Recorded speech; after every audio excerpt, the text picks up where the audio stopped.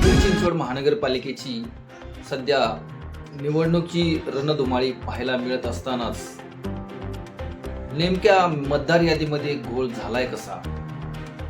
एकाच घरातील मते वेगवेगळ्या प्रभागात, एका घरातील 4 मतं, वडिलांचं एका प्रभागात, आईचं एका प्रभागात, मुलांचं वेगळ्याच प्रभागात, हा नेमका घोळ काय आहे? ज्यावेळेस ही मतदार नोंदणी झाली, जनगणना झाली, त्यावेळेस नेमके हे जनगणना करणारे किंवा मतदार नोंदणी करणारे नेमके काय करत होते? हा नेमका काय प्रकार आहे? सामाजिक कार्यकर्त्याच्या तोंडूनच आपण आता हा प्रकार नेमका काय आहे, त्यांनी केलेल्या ऑपरेशनमध्ये हा नेमका काय प्रकार उघडकीस आलाय आणि नेमका कसा झाला हा मतदार याद्यातील घोळ, तो आपण पाहूया. नमस्कार, मी संदीप डेरंगे आणि माझी मिसेस. आम्ही प्रभाग क्रमांक 20 मध्ये प्रारूप यादीवरती अभ्यास करत आहे. महानगरपालिकेने किंवा निवडणूक आयोगाने प्रारूप यादी प्रसिद्ध केली आहे. तर गेले प्रसिद्ध केल्यापासून आम्ही प्रारूप यादीचा अभ्यास करत आहोत, यादीवाईज अभ्यास करतोय. सोसायट्यांमध्ये जाऊन, घरोघरी जाऊन यादीवर अभ्यास करतोय. तर अभ्यास करताना आम्हाला खूप आश्चर्यजनक गोष्टी अशा आढळल्या आहेत की ज्या मतदारांनी येणाऱ्या विधानसभेला ह्या बूथवरती मतदान केलं, ते मतदार आज या ठिकाणी त्यांची नावच नाहीयेत. त्या मतदारांची नावं जेणेकरून तुम्हाला सांगतो, एका सोसायटीमध्ये आम्ही 100 ते 150 नावं तपासली. त्याच्यातली जवळजवळ 80 ते 90% नावं ही दुसऱ्या मतदारसंघात गेलेली आहेत, दुसऱ्या वार्डात, प्रभागात गेली आहेत. त्याच्यामध्ये विशेष म्हणजे असं आहे की एका घरात पती, पत्नी आणि त्यांची 2 मुलं आहेत. तर पतीचं नाव एका प्रभागात गेलंय, पत्नीचं नाव एका प्रभागात गेलंय, मुलांचं नाव एका प्रभागात गेलंय. हा कुठला प्रकार आहे नक्की हे समजत नाहीये. प्रारूप यादी बनवताना निवडणूक आयोगाने किंवा त्या कर्मचाऱ्यांनी नक्की कुठला अभ्यास केला? एका सोसायटीमध्ये एका घरात राहणाऱ्या व्यक्तींचे 3 प्रभागात नावं जातात. आता तुम्हाला सांगतो, या ठिकाणी आमचे अनुप घोष म्हणून आहेत, त्यांचं 10 नंबर प्रभागात गेलेलं आहे. त्यांच्या आईचं नाव 19 मध्ये गेलेलं आहे. त्यांच्या भावाचं नाव 21 मध्ये गेलेलं आहे आणि त्यांच्या वडिलांचं नाव 10 मध्ये. म्हणजे कुठली पद्धत आहे ही? एकाच घरातली 4 मतं 4 ठिकाणी गेलेली आहे. म्हणजे ह्या लोकांनी मतदान करायचं नाहीये का?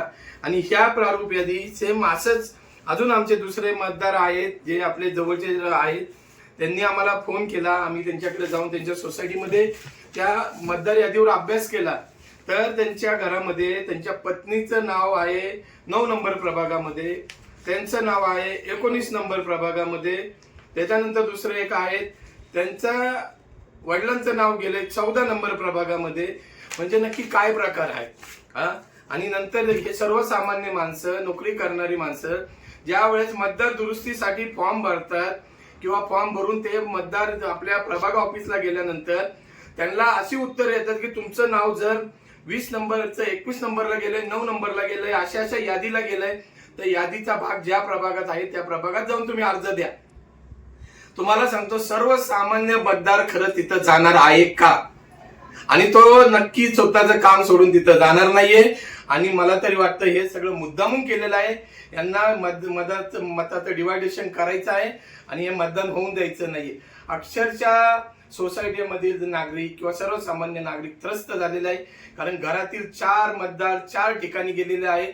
याला खरंच निवडणूक आयोगाला उत्तर द्यावं लागेल, तुम्ही हा काय केलेलं आहे नक्की. ज्यांना तुम्ही प्रारूप यादी बनवायचं काम दिलं आहे त्यांनी फिरून काम केलंय का? तुम्ही तुमच्या एका खोलीमध्ये, बंद खोलीमध्ये बसून टवाळक्या करत, टाइमपास करत तुम्ही याद्या बनवलेल्या आहेत? याचं उत्तर त्यांनी द्यायला पाहिजे आणि निवडणूक आयोगाने याची खरंच चौकशी करायला पाहिजे. आता त्यांनी हरकती घ्यायची तारीख 3 तारीख शेवटची दिलेली आहे. खरंच 3 दिवसात ह्या गोष्टी होणार आहेत का? घरी होणार आहेत का? हा? आणि तुम्हाला सांगतो, याच्यामध्ये 90% लोक हरकती घेणार नाहीत.